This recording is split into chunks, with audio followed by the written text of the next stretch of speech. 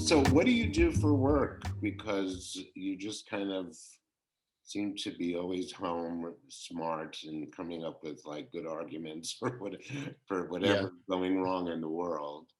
Yeah. Well, I'm a consultant for a software development firm. Mhm. I design and architect software, so like mobile apps and web systems. Um, I've been consulting for like probably 8 or 9 years, but I've been in my career for about 15 or 16 Mm, years. right. So And have you worked independently as a consultant from home for years, or did the lockdown bring you back home? Well, I'm lucky in that a lot of people from the tech industry have the ability to work from home. I did that for a really long time because of the nature of consulting. I'm not on a product team, so I don't have to be in with, excuse me, with the product team in like conference meetings and all that. So I have the ability to telecommute or go into the client's office if I need to. But with COVID, all the clients are like, don't come in because Right, we right. don't want anyone here and we're closing our own offices. So I have to adhere to their policies as well. So I've just been home since February of last year. But yeah, I did freelance and, I work in the gig economy. So I did that for a really long time in the beginning of my career, but I've always kind of gravitated towards larger businesses. And I even ran my own development shop for a number of years as well. And where in Arizona are you?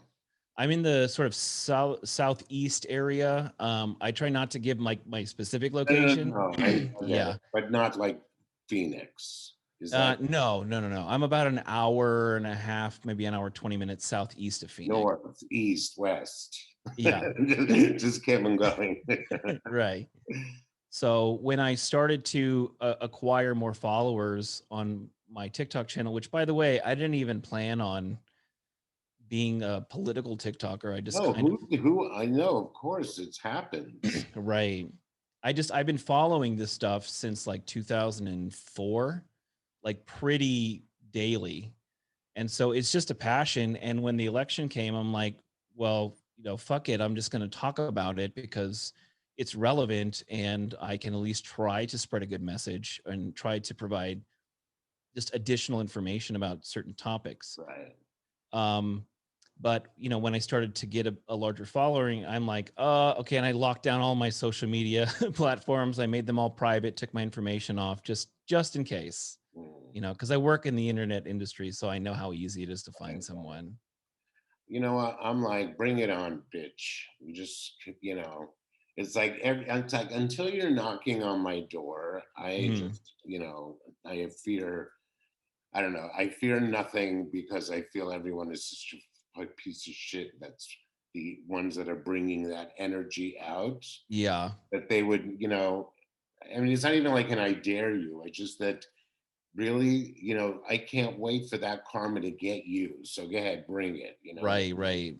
I'm so furious.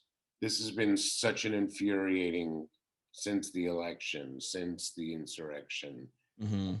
I'm getting madder and madder every day. Yeah.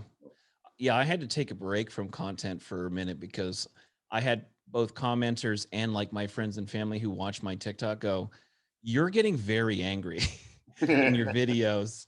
And then I had to like really look at it and I watched some of my older stuff and then like a lead up and it was just more upset, more vile. Like I was at a breaking point where like I felt like I had to be so animated because like how could you not see what's going on? And it's frustrating because people like to stick in their own bubble and pretend like nothing is happening, but like no, people are dying from COVID. People are getting shot by police when they're innocent people on their doorsteps. There are domestic terrorists just taking over Capitol buildings. There's politicians that have had this plan in the works for some time in order to rile up the space, and now either they can't control them or this is exactly what they want. And how do those people get elected? It's infuriating. I thought people stopped caring about this country, which is why these past 4 years was like, okay, just call me, wake me when it's up, you know what I Right. mean? Yeah. But yeah, so, and I think what's also really important with these people, especially, is, and it's, of course, I'm not going to do it alone, but I just want to message to whoever I can that we have an opportunity to work hard for the next 2 years for those midterms to matter, that we keep the House, we keep the Senate, Yeah. you And know, expand a progressive hold in both the House and the Senate. yeah, You we know, have because if to do that. yeah, because if you've got even Kristen Sinema or Joe Manchin blocking all of these issues that we are really trying to put forward, then there's no point in holding those anyway, because we're just going to either get a super watered down version of these policies, which will end up with corporate breaks, anything that they can slip in that really doesn't benefit the average American, or just nothing at all. So I'm not an ageist, of course, because I'm not self-hating, but like these old people have got to go. Yeah. Well, Like I mean, I talked about and now I'm blanking on her name. Dianne Feinstein. Diane, oh, I was Yeah. took the words out of my mouth. Right. Yeah, and she's, she had is filing paperwork to run again. And it's like, look, I understand that you've been in your position for like 17 years, your current position. For one, I am for term limits on senators and Congress people. That's, I mean, I absolutely think we need that. But let's say we didn't. Um, at some point, you have been in your position for so long that you can't, and especially because these people are all multimillionaires, there's no more relating to your constituents. And if you've been in the same position for so long, you're either going through the motions or you just don't understand the needs of the people that you're supposed to represent, because one or two or more generations have already been born and are dealing with hardships, and you're just not connecting to them. I think there's very few people that have been in politics this long that still do that. One of them is Bernie Sanders, but he's always kind of been a rebel. So, Yeah, you he's know, awesome, and but Diane Feinstein just needs to be leaned up in a corner in her home. I yeah, mean, not like even in the Senate. right. And I think we did the calculation. She would be 97 if she completed another term, you Yeah, know? I mean, we have to find, California has to find somebody to replace her. And if she's up, is she up for 22 or is she up for 24? I I think, think it's I 24. think it's 24 Yeah, also. I think it's 24.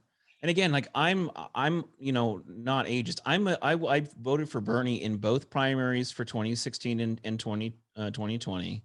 I voted for Hillary and then Biden, obviously. Mhm. So like, and he's Clearly got old. ages there. Yeah, he's old. So I'm like, I don't No, mind. I agree, but I think, but there's something different about a senator than there is about a president. I Yeah, think, the Trump base is a rabid constituency that will vote if told to. So I think that's the problem. Like you have people that you have politicians that are concerned about getting reelected. That's all they care about. Then they're going to focus their efforts on, well, which is the voting block that's going to come out for me no matter what I do. And that's absolutely the Trump base. They don't care what their politicians do as long as they're either quote unquote owning the liberals or they're pushing some white Christian nationalistic propaganda. I mean, I just don't think it can sustain itself.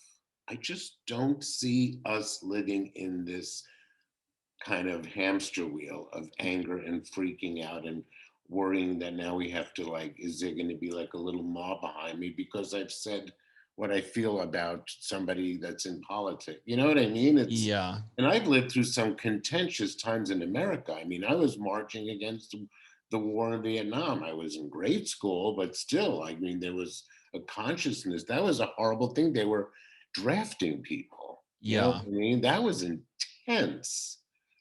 Like my sister's boyfriends and whatever that was, like they were like worried that they were going to get sent off to war. Yeah, I couldn't imagine that. It's It, awful. and plus everybody was on drugs. You know what I mean? It was like the fucking 70s. You know Yeah. what I mean? It was madness.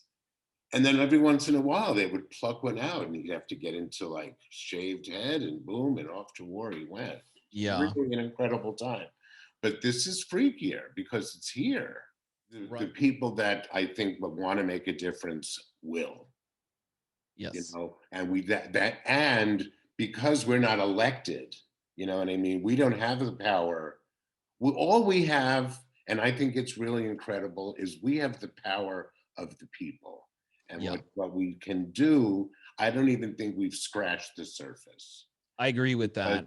because when it was happening, the kids in the camps, there was groups like Indivisible that cropped up, and were people were going to their offices, and those people were, you know, remember they would 80 old ladies would show up on like a senator's door. Like Right. that hasn't happened because of COVID, but when COVID ends and everyone's like whatever, and these Republicans are going to start running again, I think that's where we have to kind of really get back on track. Yeah. I mean, I think that there's a new this is a new age, especially when it comes to politics. Yeah. People are starting to realize because before, and I had the same sentiment where I'm like, well, people just gave up because they know they can't do anything, but they can. Mm, They did when they interrupted, when TikTok interrupted Trump's rallies. They did when we did 81 or 84 million votes for Biden, when we got Georgia and flipped it blue. And then this recent GME stock thing with Reddit, right. people are starting to realize that the powerful, there are not many of them, that and all of us can actually overpower what we thought was unobtainable. We can now obtain that stuff, whether it be financially or just um, social justice. We can do that. Right. I mean, the thing is that those moments that people had made a difference was to end the war in Vietnam. Yeah. They sustained it long enough that it ended. You know what I mean? When the gay community could not get any funding for AIDS and medication, Mhm. and that was completely being ignored, into the streets. So I really think that, you know, if history is going to repeat itself, let it that part of the history repeat itself, as Right. opposed to the crazies running the fucking mental institution. You Yeah. know what I mean? Yeah. Well, cool. Have a great day. Okay. Yeah. Thanks, Abe. I I'll see appreciate you it. on the internet. Yep. All right. Bye, Abe.